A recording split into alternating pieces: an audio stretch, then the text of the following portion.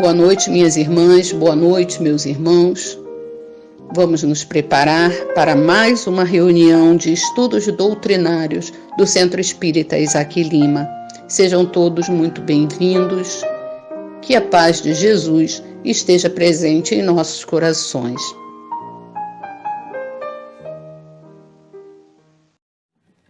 A Barca, Padre Cesário Gabaraim.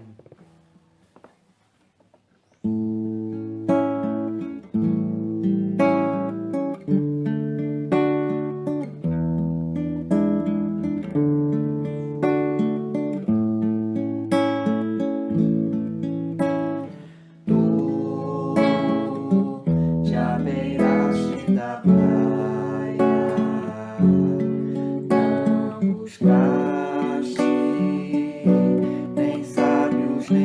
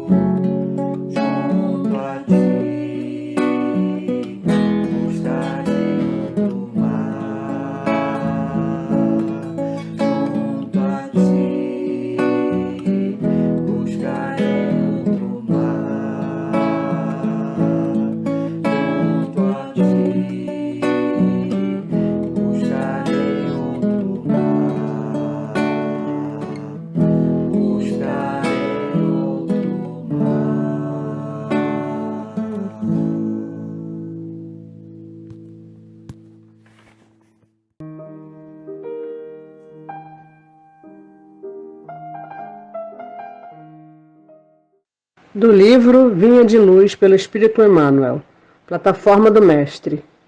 Ele salvará seu povo dos pecados deles. Mateus 1:21. Em verdade, há 2000 anos, o povo acreditava que Jesus seria um comandante revolucionário, como tantos outros, a desvelar-se por reivindicações políticas à custa da morte, do suor e das lágrimas de muita gente. Ainda hoje, vemos grupos compactos de homens indisciplinados que, administrando ou obedecendo, se reportam ao Cristo, interpretando-o qual se fora patrono de rebeliões individuais, sedento de guerra civil. Entretanto, do Evangelho não transparece qualquer programa nesse sentido. Que Jesus é divino governador do planeta, não podemos duvidar. O que fará ele do mundo remido ainda não sabemos, porque ao soldado humílimo são defesos os planos do general. A boa nova, todavia, é muito clara quanto à primeira plataforma do Mestre dos Mestres. Ele não apresentava título de reformador dos hábitos políticos, viciados pelas más inclinações de governadores e governados de todos os tempos. Anunciou-nos a celeste revelação que ele viria salvar-nos de nossos próprios pecados, libertando-nos da cadeia de nossos próprios erros, afastando-nos do egoísmo e do orgulho que ainda legislam para o nosso mundo consciencial.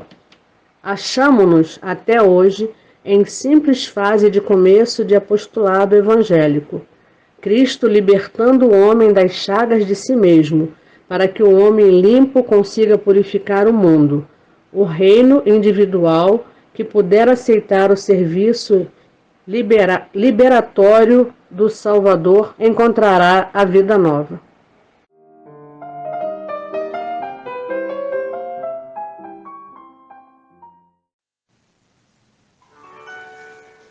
Boa noite a todos.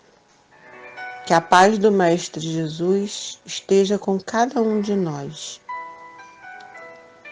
Vamos elevar os nossos pensamentos a Deus, a Jesus e dizer assim: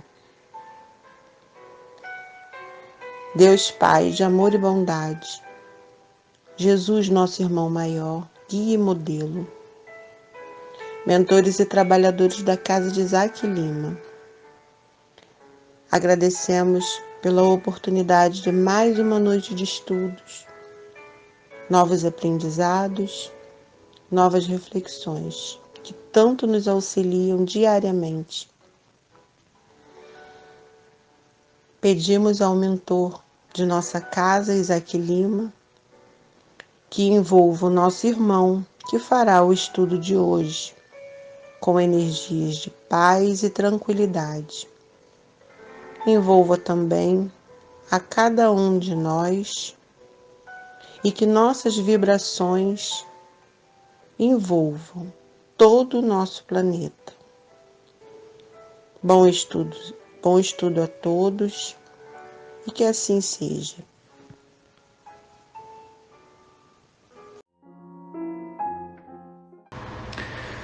Olá, tudo bem? Amigos queridos do Isaac Lima, aqui quem fala é Sidney Ferreira, do CELV, e mais uma vez muito feliz e contente pelo convite dos queridos amigos para mais uma oportunidade de conversarmos, de tecermos algumas reflexões dos inúmeros temas da doutrina espírita que tanto enriquecem a nossa mente, os nossos corações, buscando nos proporcionar momentos de reavaliação do nosso íntimo, da nossa conduta, buscando, no limite, sermos pessoas melhores a cada dia. Então, fico muito feliz pelo convite, espero que daqui a um breve tempo possamos estar juntos presencialmente novamente, como já tivemos a oportunidade algumas vezes, mas nesse momento estamos aqui utilizando ainda os recursos virtuais para conversar sobre o tema que nos foi proposto para o encontro de hoje, que são as 3 revelações, né? Que está no capítulo 1 do Evangelho segundo o Espiritismo, nos itens 2 a 7. Então vamos conversar mais um pouco, sempre com as bênçãos da espiritualidade, de Jesus, nosso irmão maior, e sobretudo de Deus, nosso Pai. Então, entrando no nosso tema, as 3 revelações, está logo no início do Evangelho, né? Capítulo 1, itens 2 a 7, e as 3 revelações, como sabemos, né, por já estudar a doutrina espírita há algum tempo, ou mesmo para aqueles que estejam ouvindo pela primeira vez, as 3 revelações vêm a ser Moisés, Cristo, Jesus Cristo e o Espiritismo, né? Então vamos entender, né, fazer uma passada nessa nossa reflexão sobre as 3 revelações e como que, digamos, de uma foi passada para outra, como que isso foi encadeado, né, até chegar aos dias atuais, aos dias em que nós nos encontramos. Então, falando sobre a primeira revelação, que foi Moisés, ele veio à Terra com algumas missões específicas, né?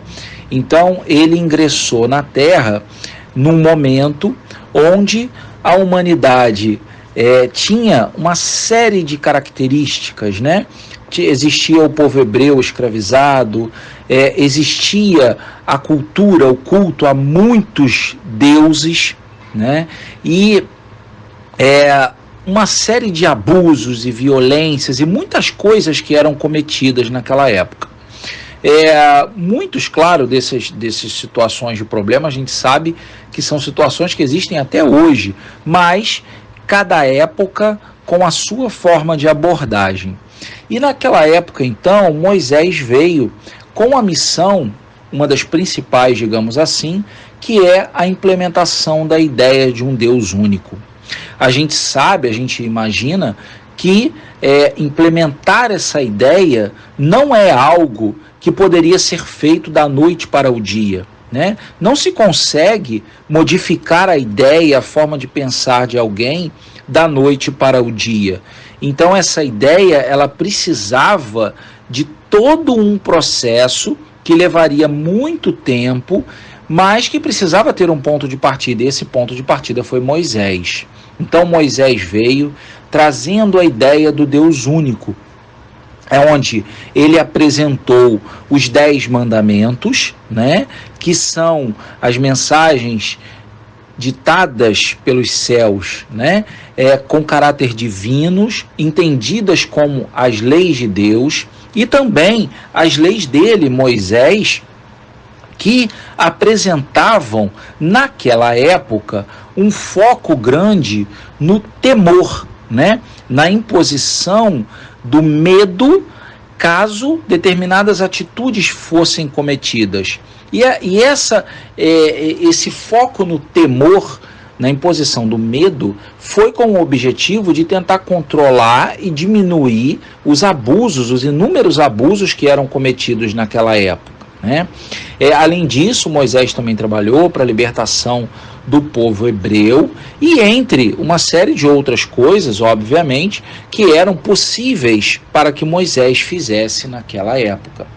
E aí, nós encontramos no Evangelho, logo no início, Kardec nos dizendo assim: de todos os tempos e de todos os países, essa lei, e tem por isso mesmo caráter divino.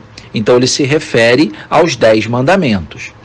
Todas as outras são leis que Moisés decretou, obrigado que se via a conter pelo temor um povo do seu natural turbulento e indisciplinado, no qual tinha ele de combater arraigados abusos e preconceitos adquiridos durante a escravidão do Egito. Então vejam, as leis de Deus, nos 10 mandamentos, elas não tinham a intenção, a finalidade, o determinismo de pregar a violência, o medo ou o temor, mas elas buscavam um início de transformação no entendimento das pessoas sobre a forma de se portar perante a vida e perante os outros seres humanos. Agora, as outras leis que Moisés impunha eram necessárias para começar a uma modificação um pouco forçada na cabeça das pessoas, né? E aí, com isso, ele impunha a autoridade de Deus, mas com uma visão em cima de um Deus mais punitivo, né? Que implacável, que ia em cima daqueles que cometessem os erros. E isso, na época, era necessário, né? Porque as pessoas da época ainda tinham o senso muito pouco desenvolvido no aspecto moral e no aspecto de justiça, né? Então, tudo isso que foi feito nesse momento teve um objetivo muito importante. Então, as leis mosaicas, né, as leis de Moisés, propriamente ditas, elas eram de um caráter transitório, ou seja, elas preparavam para a segunda revelação. Então, só recapitulando, da época de Moisés, a gente tem como destaque a apresentação das leis de Deus na forma dos 10 mandamentos, uma primeira visão de implementação de um Deus único, e das leis de Moisés com foco no temor, com foco na ideia de um Deus punitivo para aqueles que erravam, mas necessário para começar um processo de transformação daquelas pessoas naquela época. E isso servindo de preparação para a segunda revelação, que vem a ser o Mestre Jesus, né? E aí, na continuação, dentro do próprio Evangelho, já começando a falar sobre a segunda revelação, que é Jesus, nós encontramos Kardec nos dizendo: Jesus não veio destruir a lei, isto é, a lei de Deus, veio cumpri-la, isto é, desenvolvê-la, dar-lhe o verdadeiro sentido e adaptá-la ao grau de adiantamento dos homens. E ele complementa: quanto às leis de Moisés propriamente ditas, ele, ao contrário, as modificou profundamente, quer na substância, quer na forma, combatendo o abuso das práticas exteriores e falsas interpretações. Por mais radical reforma, não podias fazê-las passar do que as reduzindo a esta única prescrição: amar a Deus acima de todas as coisas e o próximo como a si mesmo, acrescentando: aí estão a lei toda e os profetas. Então, essa fala está no Evangelho, né? Nesse capítulo que nós estamos estudando. E aí nós vemos, então, a figura de Jesus, do nosso irmão maior, daquele que os espíritos referem-se como o nosso modelo e guia, daquele que foi convocado por Jesus para administrar e coordenar o planeta Terra desde o seu princípio, né? Ele vem, então, no momento exato para a Terra. Depois desse primeiro momento de Moisés, ele vem até a Terra em pessoa, fazer com que as leis de Deus, na forma dos 10 mandamentos apresentados por Moisés, fossem cumpridas, colocando uma luz muito maior sobre essas leis, amplificando e ampliando o entendimento que se tinha sobre essas leis divinas, sobre essas leis de Deus. E com relação às leis de Moisés, essa sim, sendo Jesus a segunda revelação, elas precisavam de uma transformação para fazer com que as pessoas passassem a aceitar, não só aceitar, né, a ideia do Deus único, mas passassem a tentar compreender, acreditar, ter fé naquele Deus único, mas não baseado no temor, mas sim baseado na compreensão da necessidade de ser pessoas melhores a cada dia, sendo isso o que Deus espera de cada um de nós, né? Então começa um processo de transformação, onde Jesus reforça as leis de Deus, ajusta as leis de Moisés, e tudo isso através dos exemplos e dos ensinamentos dele, e ele revela então a existência de um outro mundo chamado de Reino dos Céus, este mundo baseado na justiça de Deus, e quais seriam os caminhos para se chegar até lá. Ou seja, quem cumpre as leis de Deus vai receber a recompensa merecida após deixar a terra. Então vejam que é uma mudança de raciocínio, de compreensão com relação ao que Moisés trouxe, lembrando que, como dissemos, o que Moisés fez, todo o trabalho de Moisés foi essencial para aquele momento, mas Jesus veio trazendo uma outra visão, né? Apresentando um outro cenário, não baseado em punição, em temor, mas sim baseado em justiça, né? Em justiça, em causas, em consequências sobre tudo o que nós fazemos, né? E aí, ainda nessa época, né, Jesus, ele não revelou tudo, porque todo o conteúdo, tudo aquilo que ele estava revelando, trazendo de informações,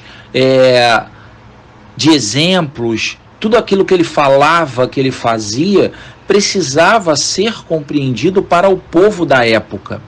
E muita coisa Jesus não podia trazer, porque a humanidade precisava evoluir tanto intelectualmente quanto moralmente. Então ele apresentou e exemplificou os princípios fundamentais, mas de forma que ficassem para a posteridade e de uma forma atemporal. Isso é uma questão muito interessante, porque nós sempre procuramos reforçar, né, explicar bem esse ponto nos estudos da doutrina, porque a doutrina espírita, ela se caracteriza por ser uma doutrina atemporal, ou seja, todos os ensinamentos contidos na doutrina, eles serão sempre atuais, sendo estudados à luz de como a humanidade estiver na época em que eles estiverem sendo estudados. O que isso significa? Que os ensinamentos de Jesus, que são a base de tudo, né? A humanidade estava de um jeito naquela época, e a humanidade estava de outro jeito completamente diferente há 160 anos atrás, quando Kardec fez a codificação da doutrina espírita. E hoje a humanidade está completamente diferente do que era na época de Kardec, e a gente está falando só de 160 anos, né? E hoje tudo que a gente estuda na doutrina espírita está sendo estudado de acordo com a forma como a humanidade está hoje, né? Mas voltando para Jesus, então Jesus não revelou tudo, porque o que ele estava revelando precisava ser compreendido pelo povo da época, e a humanidade precisava evoluir, como dissemos, intelectualmente e moralmente. Então ele apresentou o que era possível, falou por parábolas, falou de formas que possibilitava o entendimento do povo da época, e que hoje, jamais evoluídos, ainda imperfeitos, mas jamais evoluídos, né? Não jamais no sentido de nunca, mas no momento atual nós já estamos mais evoluídos, nós conseguimos pegar aqueles ensinamentos, aquelas parábolas e entender muito mais. Agora, como que nós chegamos a esse ponto? Porque Jesus, naquela época, ele nos promete o Consolador, né? O Consolador prometido, que virá a seu tempo para complementar e jogar uma luz sobre todos esses exemplos e ensinamentos do Mestre, auxiliando a humanidade a caminhar para uma nova era. Essa, então, vem a ser a terceira revelação, que é o Espiritismo, que é a doutrina espírita, né? E nós, recorrendo mais uma vez ao Evangelho, nós encontramos, por definição, Kardec nos dizendo: o Espiritismo é a ciência nova que vem revelar aos homens, por meio de provas irrecusáveis, a existência e a natureza do mundo espiritual e suas relações com o mundo corpóreo. Ele nos mostra não mais como coisa sobrenatural, porém, ao contrário, como uma das forças vivas e sem cessar atuantes da natureza, como a fonte de uma imensidade de fenômenos até hoje incompreendidos e por isso relegados para o domínio do fantástico e do maravilhoso. É a essas relações que o Cristo alude em muitas circunstâncias, e daí vem que muito do que ele disse permaneceu ininteligível ou falsamente interpretado. O Espiritismo é a chave com o auxílio da qual tudo se explica de modo fácil. E aí nós chegamos então a Kardec e ao Espiritismo, que com essa definição que Kardec nos traz no Evangelho, nós entendemos que a doutrina espírita vem para, assim como Jesus fez com relação ao todo o trabalho inicial de Moisés, o Espiritismo vem para pegar todos os ensinamentos e exemplos do Mestre Jesus, tudo aquilo que foi dito e exemplificado por ele na época, pegar e hoje, com o auxílio da espiritualidade e com todo o trabalho realizado por Kardec, nos permitir entender e compreender muito melhor tudo aquilo que Jesus quis dizer nas bem-aventuranças, nas inúmeras parábolas com as suas passagens, né? Porque hoje nós estamos, então, mais maduros para compreender, mais evoluídos intelectual e moralmente, embora ainda distantes do ideal, mas já evoluídos intelectual e moralmente, com condições de compreender muito melhor. E nós falamos sobre os ensinamentos de Jesus, mas nesse tempo transcorrido pós-Jesus até a época da codificação, quantas coisas aconteceram na humanidade, quantas vezes os ensinamentos de Jesus foram falsamente ou erroneamente interpretados, né, de forma intencional, proposital ou pela ignorância das pessoas. Quantas vezes ao longo dos tempos isso não aconteceu, né? Quantas coisas vieram acontecendo e a humanidade atribuía ao fantástico, ao extraordinário, e o Espiritismo vem nos mostrar, através de fatos, através do estímulo ao raciocínio lógico, ao pensar, ele vem nos mostrar que, na verdade, tudo o que acontece está dentro das leis de Deus. Não existe nada que aconteça no mundo que não esteja de acordo com as leis de Deus, né? Por quê?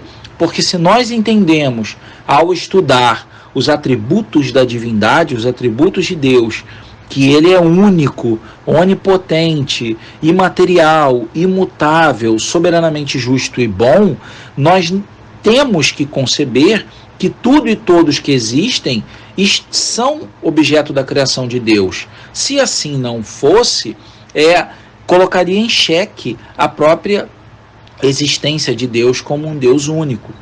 Então, o Espiritismo vem nos jogar de forma lógica esse raciocínio e esse entendimento. E aí nós chegamos à conclusão e à afirmação de que a vida futura deixa de ser apenas um artigo de fé e passa a ser uma realidade material comprovada, na verdade, né? O Espiritismo vem para esclarecer a justiça de Deus, como Kardec também nos diz no Evangelho.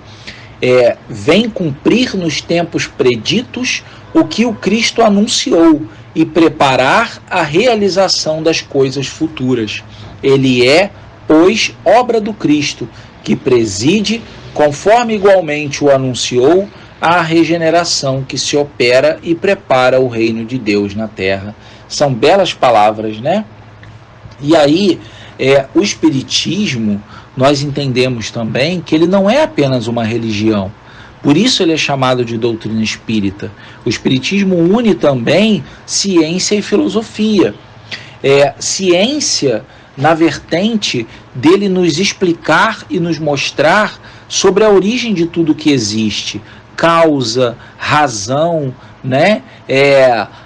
Universo, espírito, princípio material, tudo o que foi criado por Deus para dar como base o que nós somos, os planetas, né? Tudo que existe de material, os mecanismos da mediunidade, tudo isso Kardec nos apresenta na forma científica, né? Com metodologia, com método, com raciocínio. Pelo lado da filosofia, nós vemos a doutrina nos apresentando moralidade, ética, relações entre os seres, e a religião trazendo Deus, Jesus, os espíritos, vida após a morte, reencarnação, fé, caridade. Então tudo isso trabalhando junto para ser esse farol que vai nos levar rumo à nova era anunciada por Jesus, né? Então tudo isso tem o objetivo de hoje, nesse tempo atual que nós estamos, aí voltando à questão do ser atemporal, no tempo atual que nós estamos, isso tudo nos ajuda a explicar e a entender aquelas 3 perguntinhas que assolam a humanidade, né? Muitos ao longo dos tempos. Quem somos, de onde viemos, para onde vamos?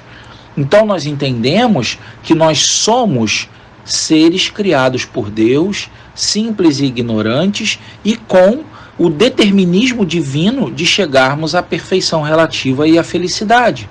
De onde viemos? Somos seres que nessa caminhada vivenciamos diversas encarnações, assim como na escola vivenciamos diversos anos letivos no nosso processo de aprendizado.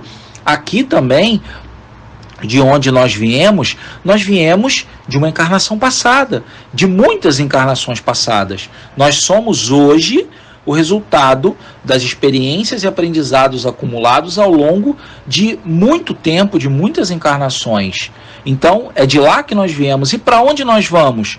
Nós vamos para muitas mais encarnações, tantas quantas forem necessárias nesse processo de aperfeiçoamento, e quando nós chegarmos lá, nós não vamos passar o restante da eternidade num estado contemplativo, porque isso seria um suplício para o espírito. Na verdade, quando chegarmos lá, ao ponto de espíritos superiores e angelicais, nós passaremos a nos dedicar a auxiliar aqueles que ainda estão na caminhada, como nós hoje, a chegar lá também, né? Então, quem somos, de onde viemos, para onde vamos? A doutrina espírita nos oferece isso com muita clareza.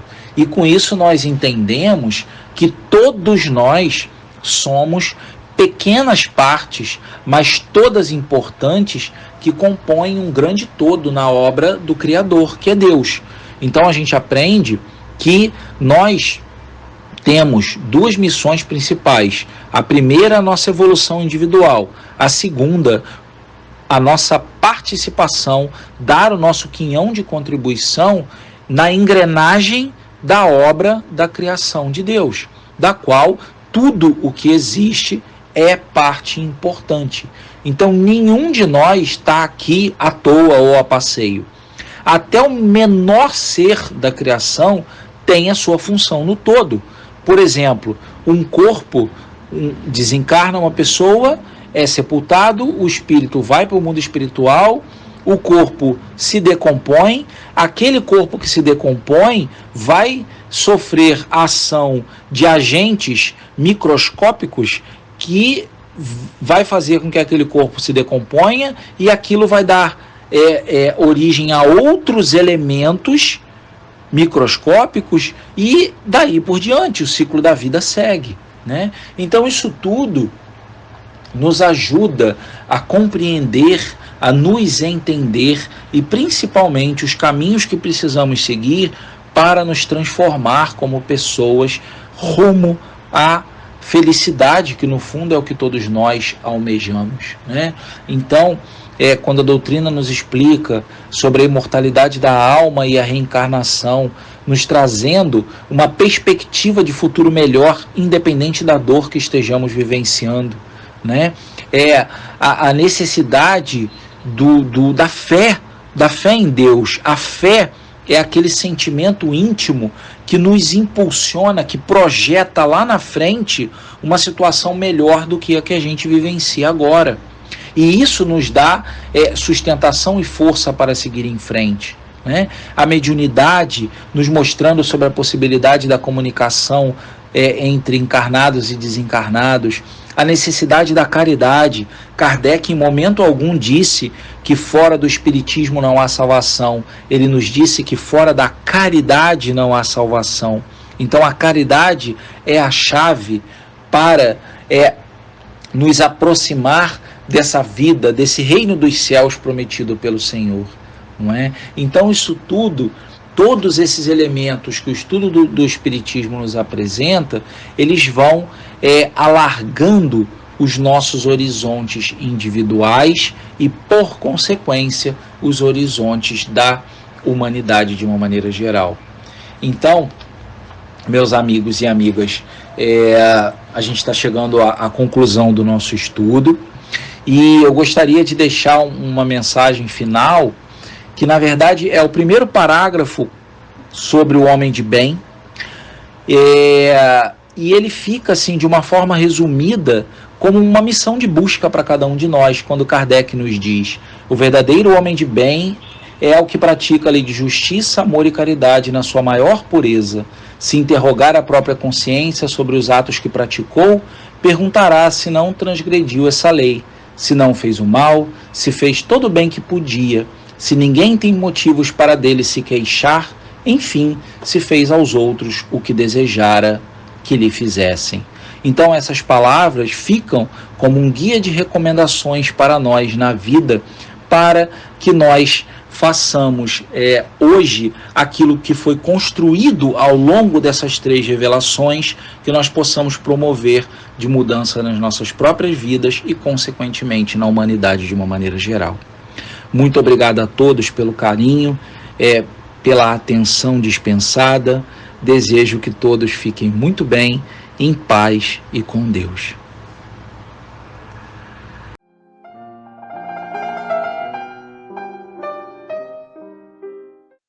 Graças a Deus, graças a Jesus, por mais um término da nossa reunião. Que Jesus nos ampare e nos guie. E agradecemos por o dia de hoje. Possamos ter sabedoria para seguir em direção a Jesus. Graças a Deus, graças a Jesus, por mais um dia. Assim seja. Prezadas irmãs, prezados irmãos, ao final desta reunião, nós agradecemos a todos os que nos ouviram, agradecemos a todos os companheiros e companheiras que colaboraram para que essa reunião fosse feita. Agradecemos esta bendita oportunidade de estarmos aqui reunidos em nome de Jesus, em nome de Deus nosso Pai. Que possamos nos reencontrar na próxima semana com alegria em nossos corações. Uma boa noite e um grande abraço.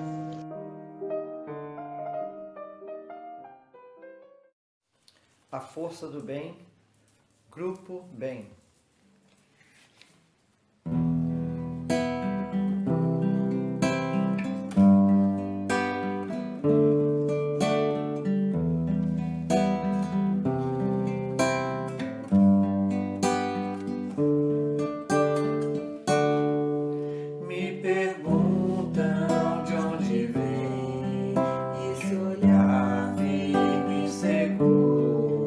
Quando tudo é desastre.